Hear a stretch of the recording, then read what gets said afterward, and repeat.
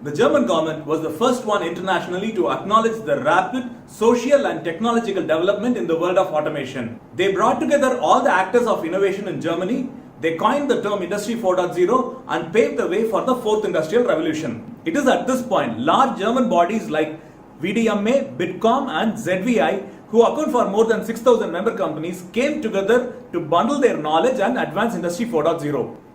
As you may see, Industry 4.0 is an interdisciplinary topic where standards applicable in mechanical, electrical, electronic, communication and information technologies will have to be combined with their respective technologies needed for their implementation.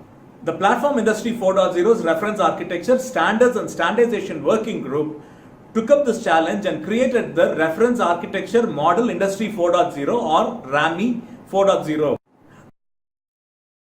A framework that enables standards to be identified in order to determine whether there is any need for additions and amendments.